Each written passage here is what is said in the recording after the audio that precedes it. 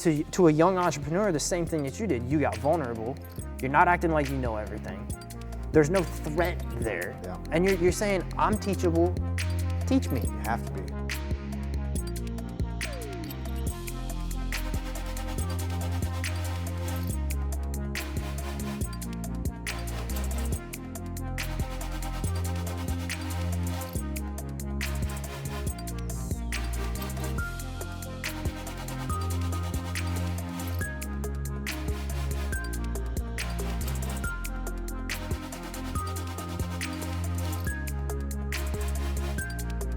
Jonathan, my man, dude, I'm glad to be here, bro. What's going on? You know,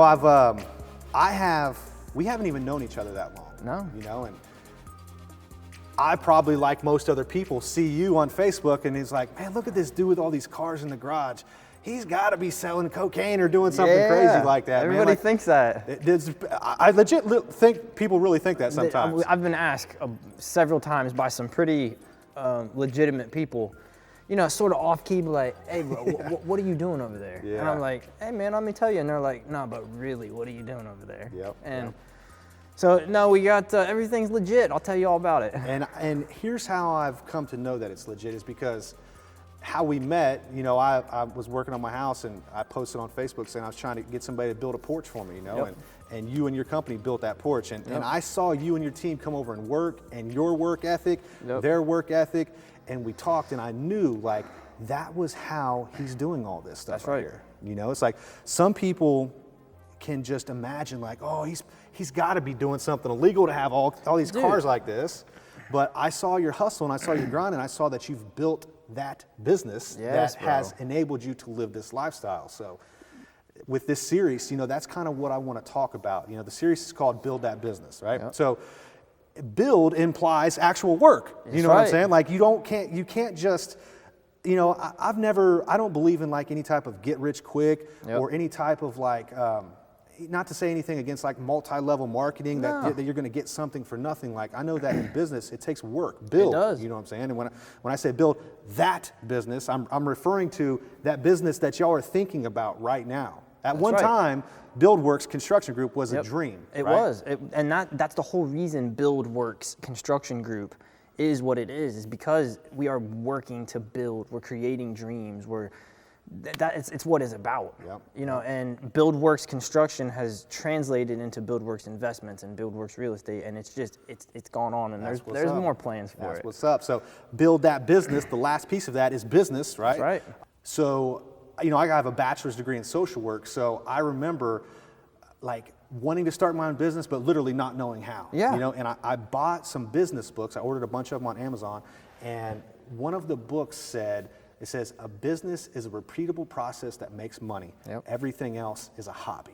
And oh yeah, that's good. Damn, that was punch in the mouth right there. That's all it is. You know, because I've had hobbies before that I thought were businesses. You know?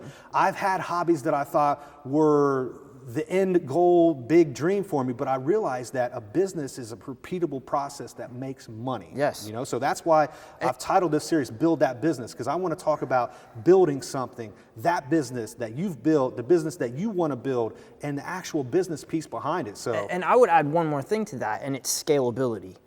Because you know, if you can't repeat the process, or if you can repeat the process but you can't make it scalable, then you're just an employee to yourself. And that is what so many entrepreneurs or you know, people who are trying to be entrepreneurs getting caught up in is they go, all right, I'm gonna do this, I'm gonna do this, I'm gonna do this. And then they end up just becoming an employee of the thing that they have created. And they create something, they make a little money of it, but they're a slave to that same thing. So we'll talk about that a little bit. Man, you're absolutely right. And you know, it's like, so like the only access to people that I have that's taught me business stuff has been like through YouTube videos. Dude. Much formats just like what you see right here, right now. Like I've learned so much from watching people, and it's funny because I was watching a video last night, and this dude is like high level, super successful. I'm talking baller, big right? Time, bro. Baller. He's big time, And he talked about how like the first 5 years of his entrepreneurial journey was failure after failure. Dude, that's all it is, bro. And I thought, I'm on the right path. That's exactly right. I'm getting there. Like I can relate. You know what we I'm should saying? dig into that because the people ask me now. They'll go, "Hey, what because I'll take some shady deals, dude. There's some stuff that other people don't want. I'll buy the piece of real estate.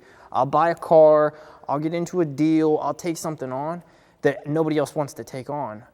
And they'll go, dude, that's too risky. That's too, there's too much risk in that. And they'll go, why are you taking that risk? Well, I have failed so many times that my risk muscle, my failure muscle, it's pretty big. Yeah, man. And I got a big old risk muscle. And it's not that I'm taking bad chances. I always do my due diligence, but on the other side of a huge risk is a huge opportunity. Absolutely.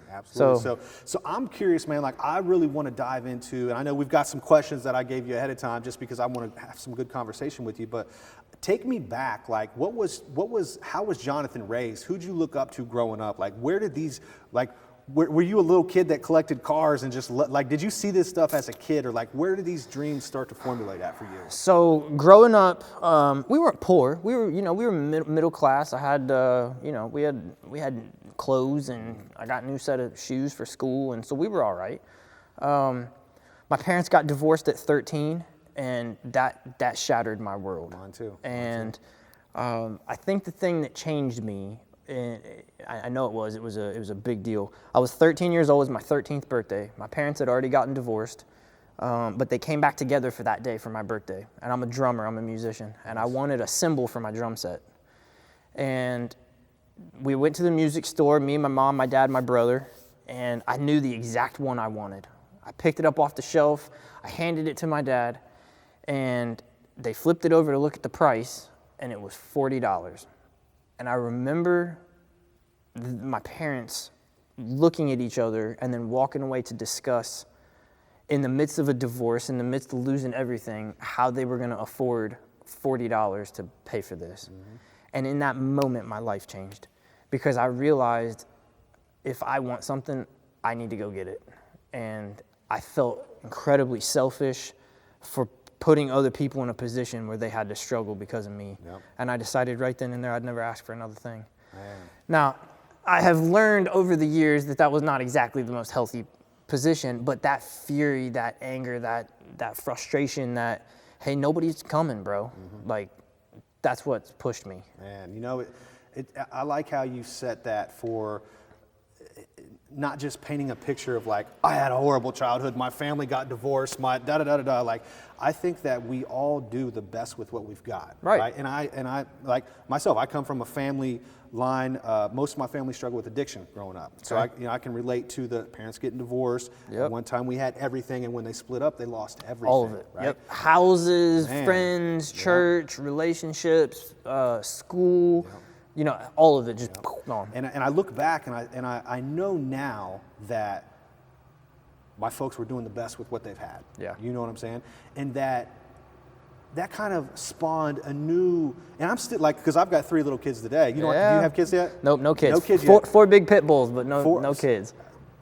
So like, I'm still formulating that theory of like, what is a good father? Because part of me like wants to give my kids everything. Mm-hmm. Like, my little girls want some candy, let's go get some candy. That's you want ice cream, let's go get ice cream. You want that big toy, but now I literally see that I'm raising some, I wouldn't call them straight monsters, you know what I'm saying? But these kids are acting just like I did when I was a kid, yep. You know what I'm saying? So I don't know if that's the best way. But anyway, I don't want to get off track here, but I realized that my struggle as a teenager growing up, much like yours, it didn't happen right then because I, come from, I was a drug addict from my teenage years. Okay. But I realized that after I got to a place where I could start to take care of myself, I realized how hard it was to actually do that. Yep. So and then I can understand, I understand why my parents struggled, how they struggled, and how they ended up, and how my perception of their divorce or their reality or their lifestyle, you know what I'm saying? Like, I get it today because life is hard.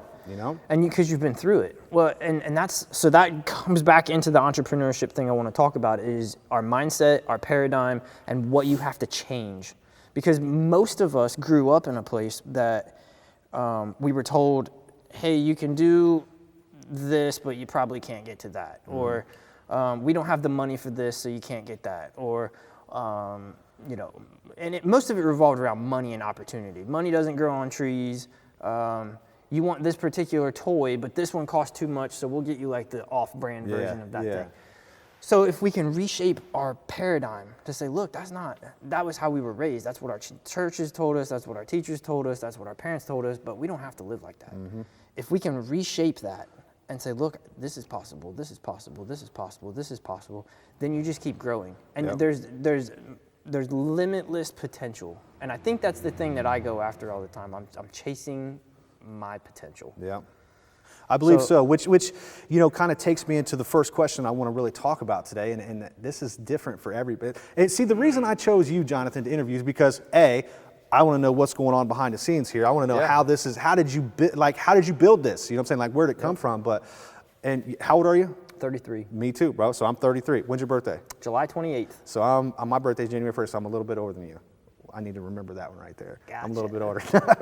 But we're the same age, you know what I'm saying? So it's like, I feel like we are on a very similar level. Absolutely. You know what I'm saying? And I know, like, I've always said I'm not no better or worse than anybody. I feel like I work harder and smarter than some people. Yeah. Not everybody. Yep. I'm not you know what I'm saying? I'm like no one special, but I feel like I work harder and smarter than some people.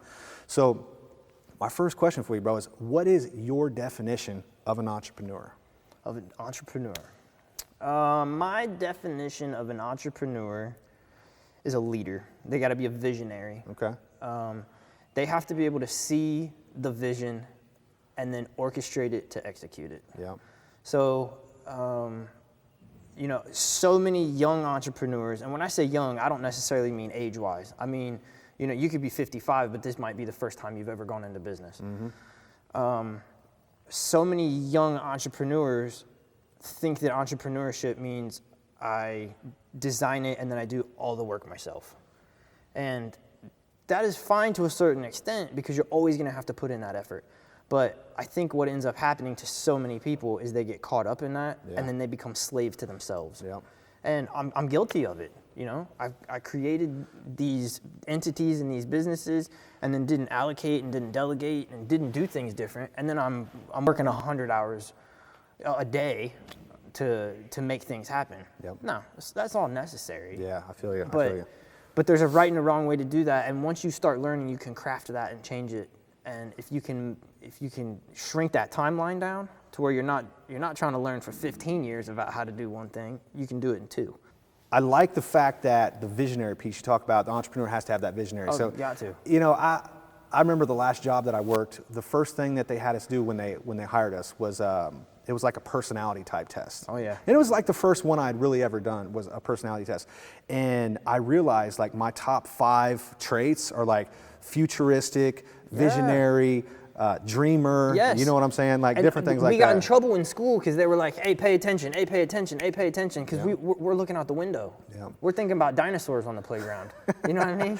So I realized like, it's actually, I say it's a blessing and a curse. Dude. You know what I'm saying? Because like I struggle with thinking about what are we going to do today or what are we going to do this week? I'm thinking like next month, next year, next business, next goal, you know what I'm saying? Stuff like that. So like I said, it's a blessing and a curse, you know? And there's a little balance between that from, being here and now and enjoying this moment, but also having that vision for the future. Absolutely, absolutely. But I was listening to something the other day, and they were talking about the definition of an entrepreneur, and I loved this. This really hit home with me because, like, your definition of an entrepreneur changes over time. Like, in the beginning, I'm like, I just want to be my own boss. I want to have my own business. I want to make as much money as I want to. Yeah. But it's really not about the money or being the boss, you know what I'm saying? And they talked about how, to truly be an entrepreneur is to not have anybody that can tell you no. Yeah. You know what I'm saying? Yep. And that, to some, that may sound selfish, but like, did you have to ask anybody if you could come to this interview today, Jonathan?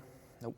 And I didn't have to ask anybody for permission to come record it either, So it's like having the freedom to be able to do those type of things, take the risks that you were talking about, you know what I'm saying? Like for me, where I'm at right now at 33 years old, like that's my definition of an entrepreneur. Yep. And I'm sure somebody that's 53 or 63 that's been doing this game for 20 or 30 years, they might have a different definition of it. And I can't wait to pick the brains of those minds because I want to know what it's like to have been in business for 20 years, to have made those failures, to make those mistakes, and to really get those gold nuggets from those OGs who have been doing this for so long. Yeah, man, absolutely. So like, tell me about your personal education, your self-education, your personal development, like so you're 33 right now. You talked about that experience at 13, 20 years ago. Yep. So like, when did you start actually pursuing entrepreneurship or personal growth, or like, what did that look like for you getting started? Dude, I was hustling right away. I was trying, because my parents are divorced.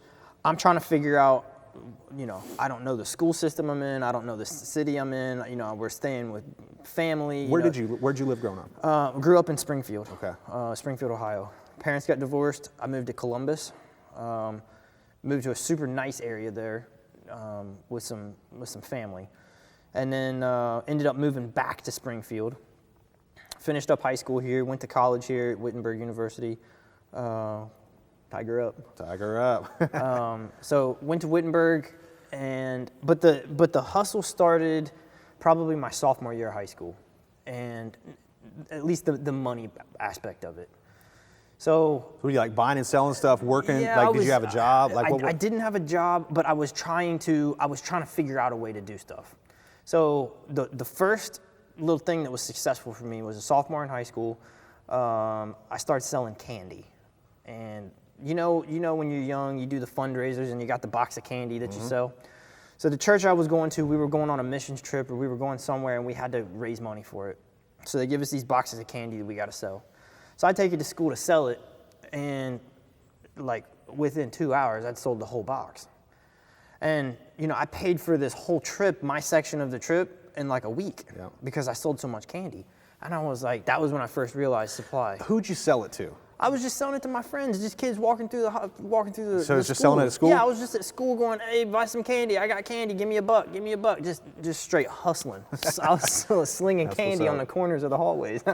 So learning at a young age that, hey, if I want this thing, or I want to go on this trip, or I want this pair of shoes, like I can actually put in the work and get it. Yes. Good stuff. So that's how it started. And then, so I paid for the trip real fast. And then I was like, oh man, if I could go find a source and buy my own box of candy, like I could pocket the $20. I could do that. So I found a supplier and I started buying boxes of candy, and I was doing the same thing. And nobody else knew any different. They just thought I was still paying for a trip. Yeah. And so I learned real fast where the hot spots were in the school to stand during what period and where to be. And so I would stand in the same spot at the same time every day, and the same people would walk by and buy candy from me every day. So then it got to a spot where at the end of the week, I was like, all right, all my Reese cups are gone, but nobody wants just a plain Hershey bar.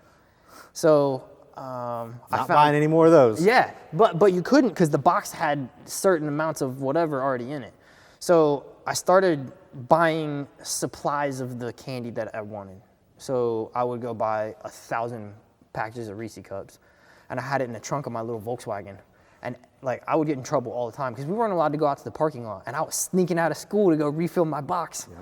And a couple times, because I didn't have the money at first to go buy another box, I would run out of candy in the middle of the day, and I would sneak out of school, run to the candy supplier, buy more, restock it so that I had more for the rest of the day. So that experience as a young man, like I'm trying to wrap that up with how your business model today. You know what I'm saying? But before you go into that, like tell me a little bit about, because if I remember correctly, you worked for a construction company for some time, right? Yeah, so that was, so sophomore, junior year, I'm running candy. I'm making $60 a day, nice.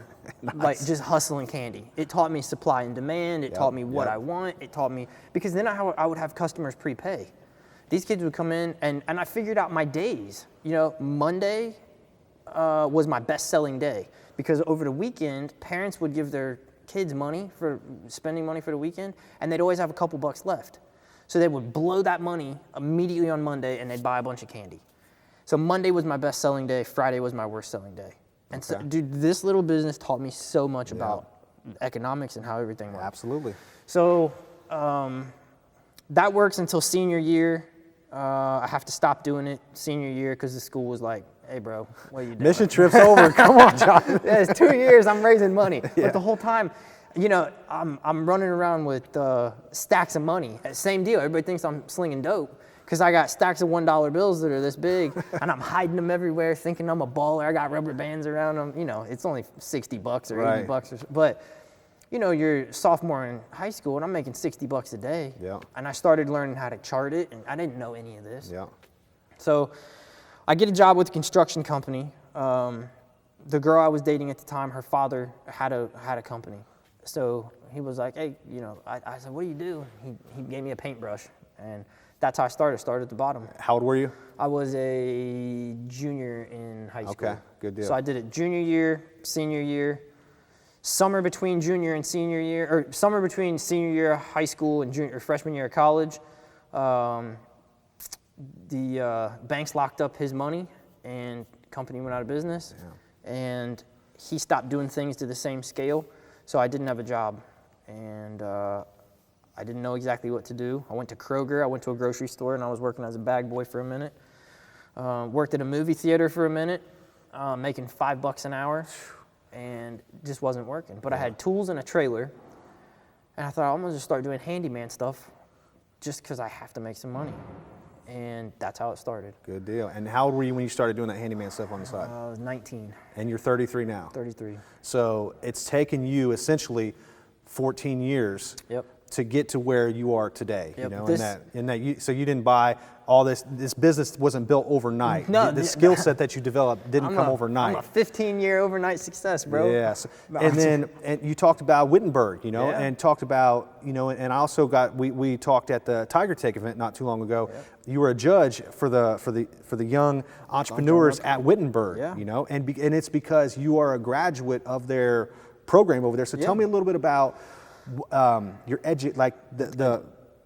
the formal education you have with entrepreneurship and how that played a role in All right, so I get into school. I'm going to Wittenberg. I went there to play football because at that age, every recruiter tells you you're going to the pros, even if you're a Division III athlete.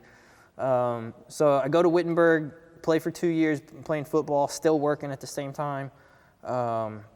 My grades are going down, but I'm still making money. Mm-hmm.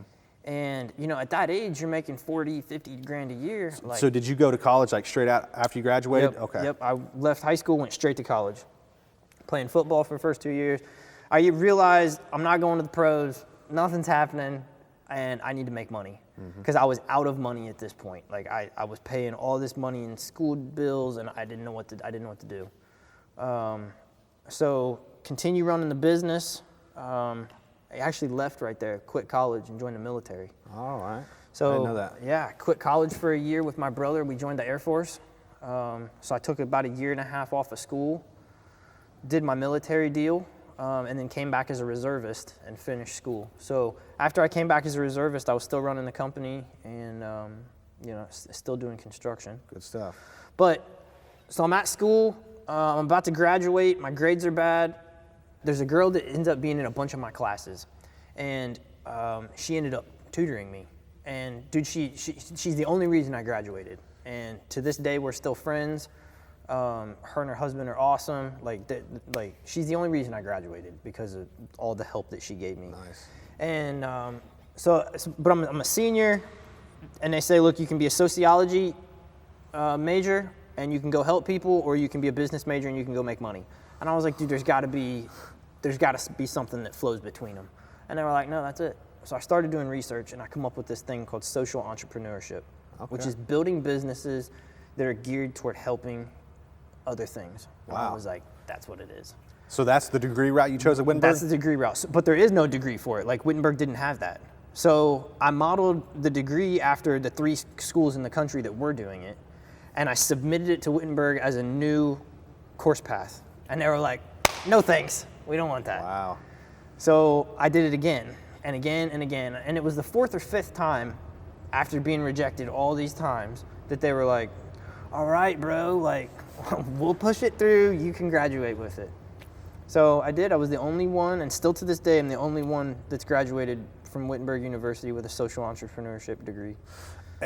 Would you say it served you well? Dude, it's been all right. That's what's up. Good stuff. So there's always a big conversation or debate or back and forth about, like, are entrepreneurs born, or, like, are they developed over time? You know, and I hear your story, and I feel like I want to hear your take on it, but I know for me personally, like, I am not a born entrepreneur. Okay. You know what I'm saying? I'm not. You know what I'm saying? Like, I tried to, you know what I'm saying, hustle baseball cards, just stuff when I was a kid. I just wasn't ever any good at it. You know what I'm saying? Like, so I feel like my experience growing up, I was an entrepreneur. I was conditioned to go, and like I went to college and got a degree in social work because I thought that it would guarantee me a job. A good job. I wanted Go to school, the get a place that I job. worked at. Like, so when I was when I was struggling with addiction, I went to treatment. I got clean, and I wanted to become a counselor, and then I wanted to help people, and I remember my personal goal was like I wanted to run the treatment center, right? Oh, yeah. So it's like I went to school, I got the degree, I got the job, and then I started to look around at like my coworkers and stuff like that, and look around at that space,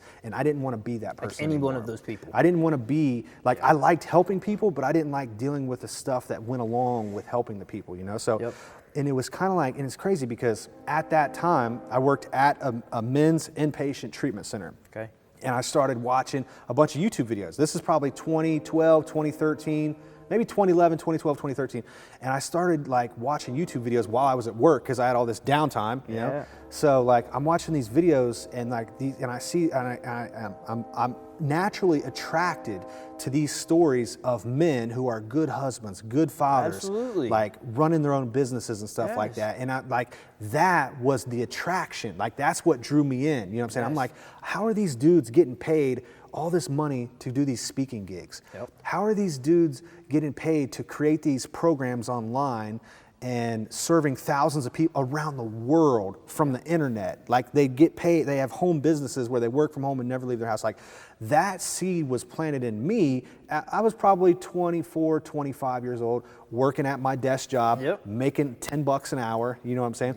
At what I thought was my dream job, what I thought was my career, and I was introduced to a new way of thinking or a new message, you know what I'm saying? It was like through them introduced, so it was these dudes online who planted these seeds in my mind that continued to grow over time, and I thought, you know what, like I can do this. I not only thought, so I remember going through this weird place where I was like getting my degree in social work, not happy with the amount of money I was making, not happy with knowing I was going to have all this freaking debt after I graduated school, you know what I'm saying?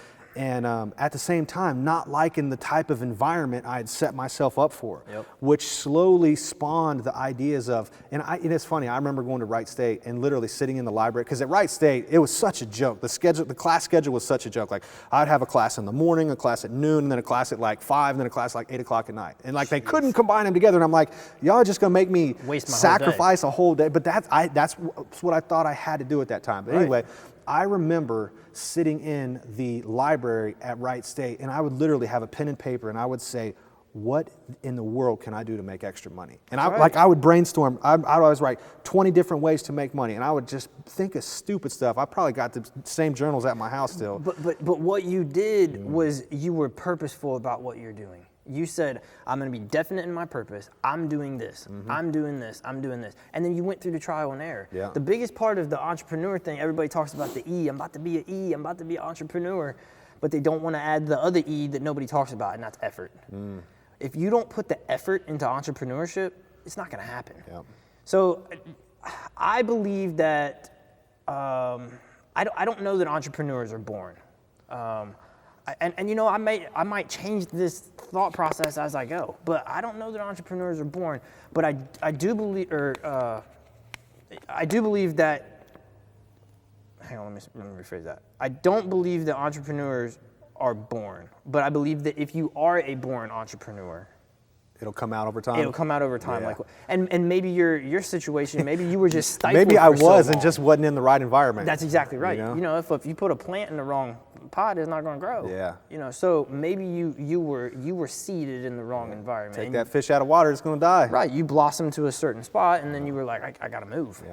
And you know, and kind of fast forward from like going to school to like today, like I know I'm an entrepreneur today. You know what I'm saying? This thing's wired differently. That's exactly I don't think like a normal person anymore. And when I say normal person, that probably sounds judgmental to some people, but if you take 100 people, like there's probably like 3 people who think like me. That's exactly you know, or think like me and think like you do, you know? And like that's why we click. Yeah, you're right. That's why we click. So it's like, and the reason I'm trying to have these discussions is because I know, like being in 2021, everyone's exposed to the internet. We all have any information we want at our fingertips.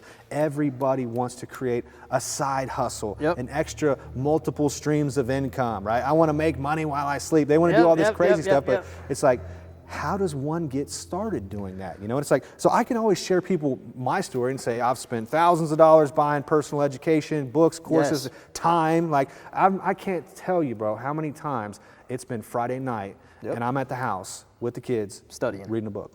And I'm thinking, wonder what all my friends are doing. That's exactly right. You know what I'm saying? I was with a group of my peers that I respect very greatly not long ago. And I had my plan for that night. And it was exactly that. I was studying. I had work to do, and then I was studying. And we had finished up our event, and they kept saying to me, you know, how do you know this? How do you know this? How is this? Blah, blah, blah, blah, blah. And I got to explain to my group of peers a bunch of different stuff. I mean, these are sharp people. And then afterwards, they were like, hey, let's go get drinks. Let's go do this. Let's go do this. And it occurred to me in that moment, there's the difference right there. That they're asking me, where's the separation between the two of us? And I'm trying to explain it. And at that same time, they're like, hey, after this, let's go get drinks. There's nothing wrong with going to get drinks. But the effort that I have put into study and the people, the time, and it's studying me. Because the more I learn about me, the more I know about you. And the more I know about my employees, and the more I know about customers, and the more I know about, because at some level, we're all the same. And so I study myself to an incredible extent. You're right. It does take a lot of that right there. And you know, to get vulnerable about my downfalls, shortcomings, like I've learned that I'm actually, and I don't know whether I am or not, but I don't think I'm a very good leader. You know what I'm saying? I really feel like when it comes to like leading a team, see, here's my problem is that throughout my entrepreneur journey, I have conditioned myself to be the one that does the work. You know what I'm saying? Yeah, I build systems and processes that I'm able to pull myself out of, but I'm the one that does the work. So now I'm trying to put myself in situations where like I'm the leader, I'm the visionary, I'm the one that's taking this vision and casting it along to other You're people. You're the orchestrator. I'm trying, but like I'm not very good at that. So you say, okay, Eric, what are you going to do to try to get better at that? And what is the answer? You know what I'm saying? It's through learning how to do it, studying, right? So I've got some courses coming up that some leadership training, and like I'm literally practicing. Like I've done a lot of leadership research and reading and stuff like that for us, but now I'm brushing up like how do you introduce people to a new culture? How do you find what people's natural strengths are? How do you put somebody in their strengths on? Because I know for me, like my big goal for life, when I got into it and realized I had to sit at a desk every day from 8 to 5 to accomplish that goal, now all of a sudden I didn't like to do that anymore. So I don't want to take somebody and like help them accomplish their dreams, but put them in a spot where they don't want to be in. Yeah, they need to thrive. Yeah, so hopefully I can look back on this over time and be like, man, I remember when I was at that phase and like what I did to grow from there and stuff like that. All right, so this is good. Are you afraid of stepping into that leadership position? No, I'm not afraid of stepping into it. It's just different. Okay, and I think that's the definition of entrepreneur right there. Because there's a lot of people that go, hey, I'm going to do this. I'm going to start this business. I'm going to make this money. I'm going to take this chance. I'm going to start this side hustle. I'm going to do this. And then you're like, all right, go. And they're like, oh, yeah, well, I'm about to do it. I still didn't do it. I still didn't do it. And it all boils back down to next week's not the right time. Yeah, next week's not the right time. The economy, there's my wife, my kid. There's always a reason. Yeah, absolutely. All right, so that all boils back down to fear, and the fear you can name it anything you want, but it all boils. You can call it insecurity, you can call it past, you can call it blah blah blah blah blah. It all boils back down to fear, and the fear and the anxiety come from lack of knowledge. So if you can doing exactly what you're doing, the reason you're not afraid, number one, you're being you're an entrepreneur, so you're going after it, but you're studying it. Yeah. And the more you study, the more you learn, the more you understand, it mitigates the fear, and then you can take that step. And it's funny you say that because like one thing I've learned about me is that I'm wrong most of the time. Dude. You know what I'm saying?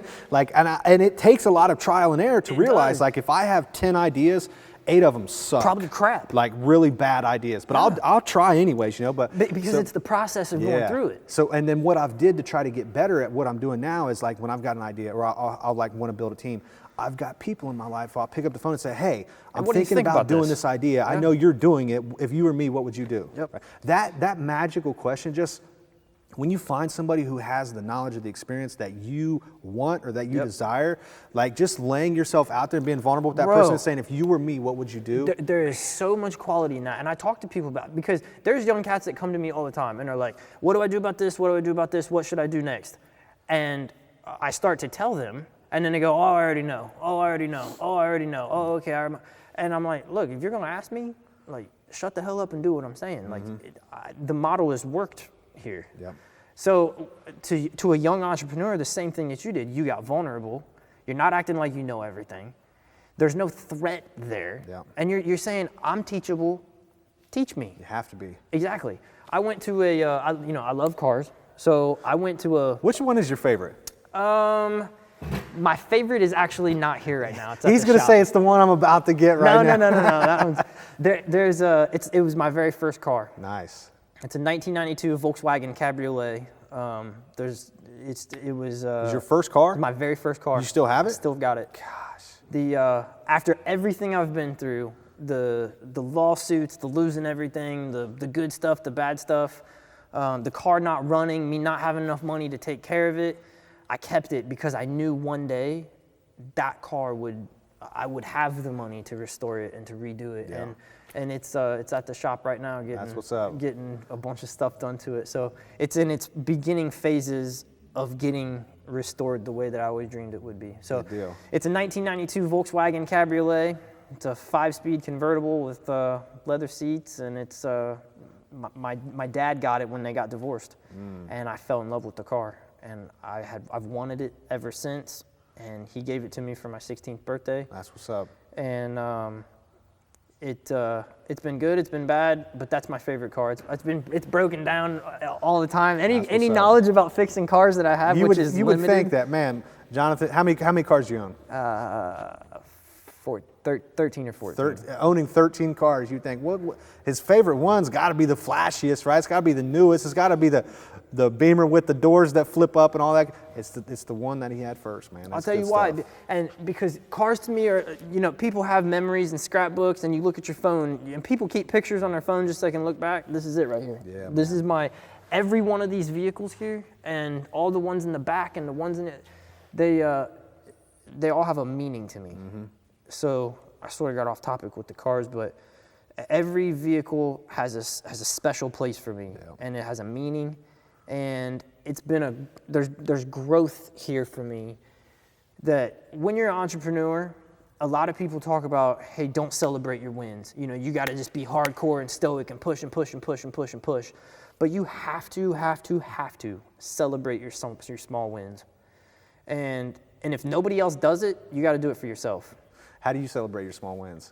Self-talk. Self-talk? Dude, literally every day, I am so grateful for everything. I have every time I get into a car, before I even go anywhere, like there's some people listening to this that have busted up cars that won't run, dudes that know that their wife is driving a car with their kid that is unsafe that they can't do anything about. Mm-hmm. Now, I never had my kid in it, but I know what that's like. I know what it's like to say, hey, my wife is trying to go to a job interview to try to do something to create some money from us, and I know that vehicle might break down on the way there. And so every time I get in one of these cars, dude, like, you could almost cry talking about it, bro. Yeah, like, man. I get in my truck and turn on the heated seats and heated steering wheel and push a button. It's massaging me as I'm sitting there driving. And sometimes we get spoiled by it. Yeah. But it's all the hard stuff. It's the punching and the fighting and the 120-hour work weeks for 15 freaking years that allow you to have that gratitude. Yep. And that gratitude just brings more. Absolutely, man. You hit it on the head right there. You talked about all the hard work that goes along with it. So, like, I want to kind of wrap up with, for somebody who's, I'm really speaking to two different groups of people right now, right? I'm speaking to the entrepreneurs who have been in the game for years, who watch us and are sitting there smiling, thinking back on their startup years. Because they know what happened. Yeah, I'm speaking to those folks right now because I want a relationship with those people. I don't know how to get it other than either ask or do something that they're attracted to, which makes them want to have some form of relationship. We're just going to add value to them. So I'm speaking to those folks, but I'm also more importantly speaking to those folks who are just like me and you growing up, who maybe had that childhood that wasn't the most desirable, or the unfortunate circumstances, and they're like, maybe they're at that job that they don't like, or like one time I had a factory job. I worked there for It was my first job when I got clean. I would ride my bicycle to work at 9 at night until 5:30 in the morning, and then I would ride my bike home. Raining. I hated my life. Yep. Like, I was happy to have the job because I just got clean and I was happy to have the job, but like, I knew this is not it for me. Right? But you had to go through that. I did. You're right. You're absolutely right. I did, and I feel like everybody does to some degree too, but give me some tactical steps or some words of wisdom or some advice that you would give to somebody who is doing something that they're not happy with life, right? They're not happy with life. Maybe they're attracted to cars or motorcycles or four-wheelers or boats or whatever, like they're attracted to something. They don't have what they want. They're not living the life that they want. They don't have a business. They don't know how to get started, but they want to achieve some success in their life. Like, how does one get started with that? Because honestly, it's a little deflating to hear that, oh, Jonathan's this awesome dude, but it took him 15 years to get here. Absolutely. You know what I'm saying?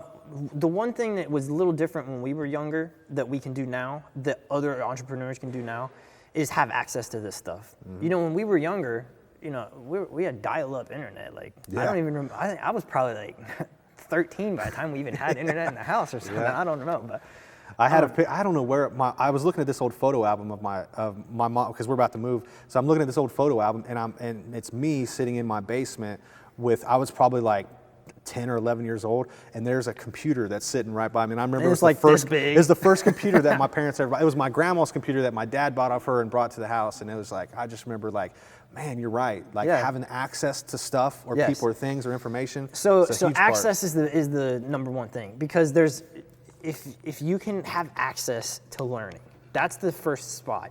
So, and I would say learning, when we look at the cars or the real estate or the, any other business that we're involved with, I study it so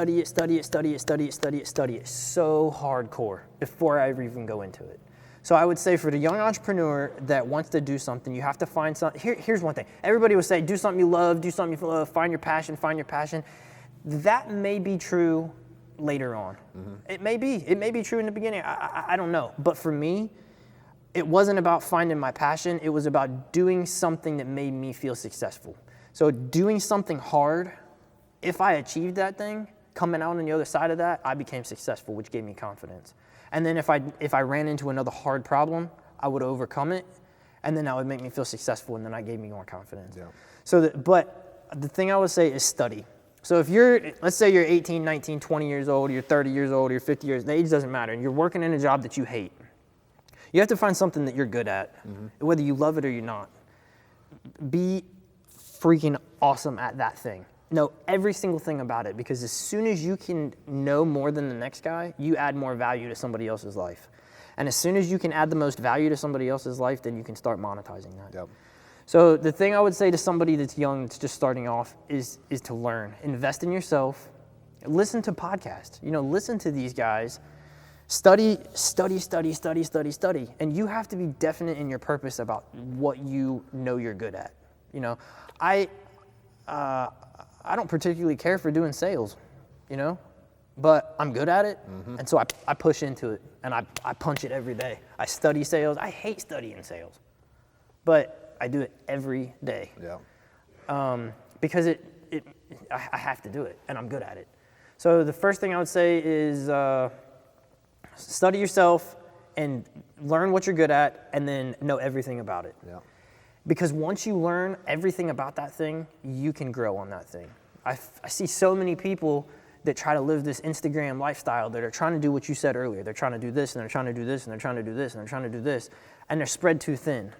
And I'm not saying don't diversify, but in the beginning, start with one thing and smash it. Yep. Make it sweet. That was my one thing. When I first started this, we didn't have the real estate, we didn't have the automotive stuff, we didn't have any of the other businesses. It was one thing, and it was construction. Yep. That was it. And I built the construction, I pounded the construction, and I became the best at the construction. Yeah, man, that's it. So once you build that one pillar and you can create some wealth off of that one pillar, then you can start expanding. And I hear so many people talk about this. They go, well, to be a millionaire, you have to have 7 streams of income. Well, if you go back and study those millionaires, they didn't start off with 7 streams of income. They started off with one thing, and they punched on that thing for years and years and years. until they became successful at it, and then they expanded. Yep, absolutely. And the other thing that I want to tell people is do not hate the hustle. Don't hate that grind, because it shapes you into what you are now. Yep. You know, you want to create your first $1 million, you're going to have to go through some hard stuff. What do you think's been the biggest sacrifice that you've made to get you to where you are today? Is the unpopular thing to say, but time. Time. Yeah. Sacrificing time. Yeah. Absolutely. But here's what I want to talk about to rephrase the word sacrifice. So many people talk about, hey, I had to sacrifice this and I had to sacrifice this. Well, as soon as you say I had to sacrifice it, put your mindset into a negative connotation about what you just did. So if I say, for instance, I'll bring one example. Several years ago, it was Memorial Day. We're having the whole family over. Party, Memorial Day parade. It's a beautiful springtime. Everybody's there. I had to work, and I worked the whole day. I missed my family. I missed the parties. I missed the parades. I missed the cookout. I missed everything. And I was bitter about it for years because I sacrificed that time. All right, but when you learn to reframe your conception of what sacrifice is and say, I'm not sacrificing, I'm investing, right? And if you change that, you go, oh wait, it wasn't quite so bad because I invested my time into whatever that thing was. Now, I didn't see payoff for that for years, but the guy that I ended up working for on that Memorial Day has brought me so much work as the time has gone on. Yeah. And so if you reframe the sacrifice to investment, and I'm not sacrificing my time, I'm investing my time. Absolutely, bro. And when you can do that, then you can really start to reframe how you're building your company. Good deal. Good deal. Man, good stuff, bro. I've enjoyed this. I think that these conversations need to happen more often. You know what I'm saying? I love to see the success, and I love to see the highlights, and I love to see the big wins and stuff like that, man. But I am more interested in learning what it takes to get there. Dude, it's you know what effort. I'm saying? The effort, the trials, the errors, and really bringing those to light. Because I you know, as people are growing, like, you know, I know for me, like, I'm attracted to the success stories and stuff like that. That's what. But I learned quickly on my entrepreneur journey is that, man, talk about getting punched in the face when you try to do something new. You know, I learned for me early on, like, people get so excited when they like create an LLC or create like a business Facebook page and like, oh, I got a new business, I'm grinding, I'm out here getting it. And then like the first 2 days, everyone's like supporting you and good stuff. And then day 4 and day 5, and it's like, no one cares about what you're doing anymore. You know what I'm saying? That's exactly right. So, there's one thing it's so funny, I see it all the time. There's so many people, and it's happening with a bunch of, and I don't want to say millennials because I think we're on the tail end of that, but there are so many young people that have been protected their whole life. And you talked about this a little bit ago with your kids, and you said it doesn't really matter right now, but it does. Yeah. Because there's so many people that have been insulated their whole life. And then because we got it easy, bro. Like, if you live in the United States, no matter where you are in the income, right, you got it easy. Yeah. You know, you're wealthy compared to the rest of the world. Yeah. So we've been insulated for so long that when you've never taken a punch, you know, it's okay getting a 14th place trophy.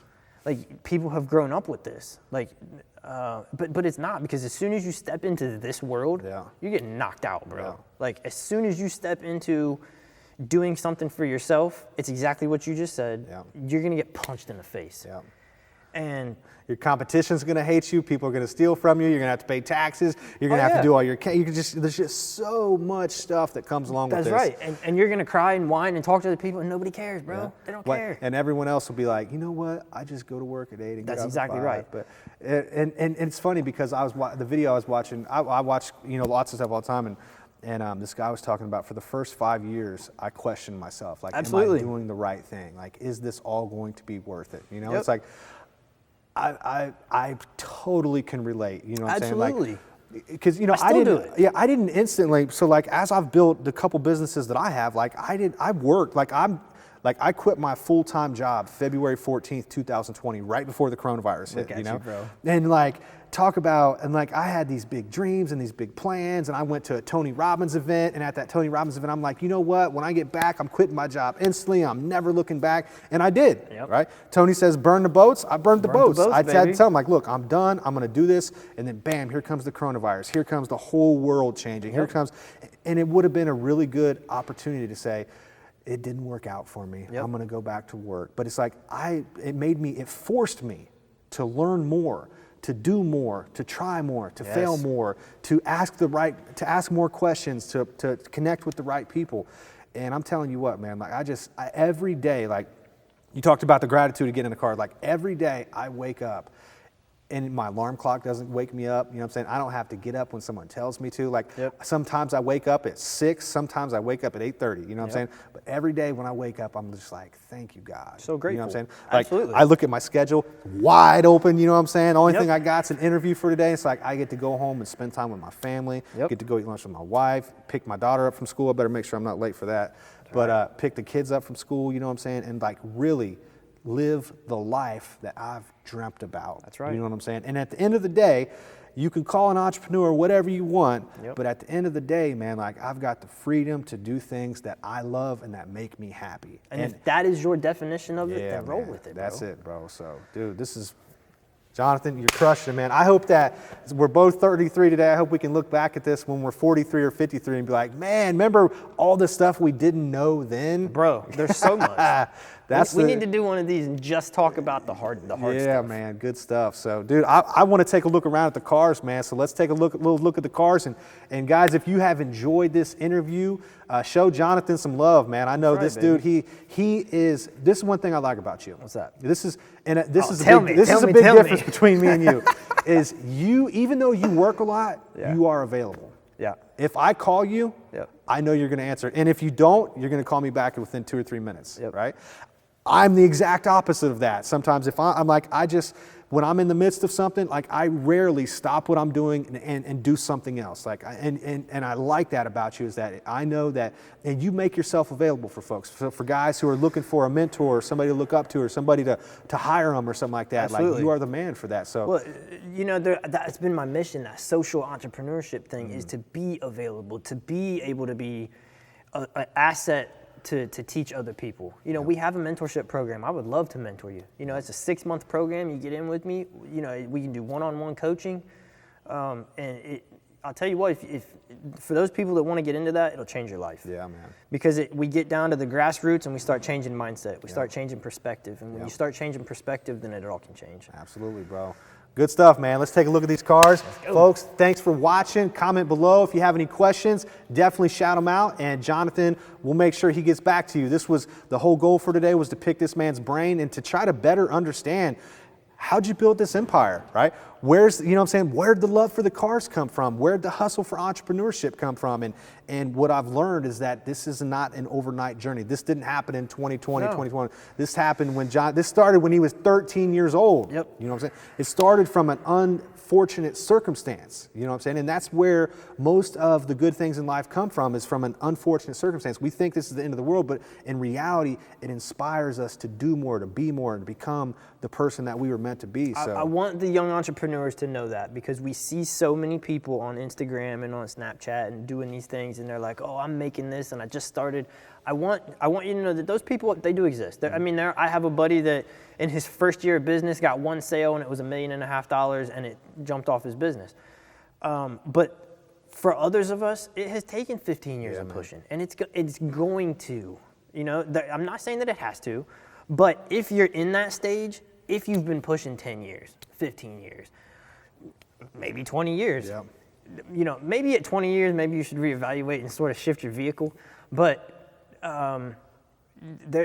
push through it. Absolutely. So keep grinding, keep up the hustle. Some people don't like that word. I love it. You know what I'm saying? Because I think that if you are somebody who wants more in life and wants to be free and have freedom and do whatever it is that you feel that you're called to do, right? I don't think entrepreneurs come from a selfish point of view. I think it's, what am I called to do? You said, exactly, you talked about social entrepreneurship, you know what I'm saying? That's what it is. And the whole time that we've sat here, like you are not some greedy, money motivated dude that's just out for himself. Like, I know enough about you that you do believe in that social entrepreneurship. You do believe in service to your customer, the people that you're trying to serve. And I think that's what's helped you grow. Now, I will say this about money for the young entrepreneurs, because there's a lot of people when you're going to start, they're going to be like, oh, don't do it for the money. Don't do it for the money. And I may be skewed about this because I hear a lot of people say otherwise, but I do it for the money. Yeah. Like, there's a huge portion of it where I'm like, give me paid. Yeah. I'm not I want paid. Yeah. Because here's why.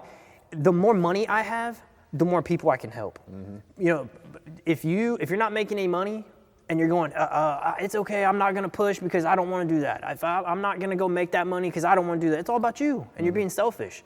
You know, the more, this building was a big risk in everybody else's eyes. Nobody wanted me to buy the building, nobody wanted this, but we got like 30 businesses that run out of this business. If I wouldn't have taken that risk and had the money to buy the building, these other businesses that run in here, they wouldn't have a spot to run their business. Yeah. And so make the money so you can spend the money, but do it in a way that helps other people. Absolutely, bro. Good stuff, my man. Appreciate you. Yep.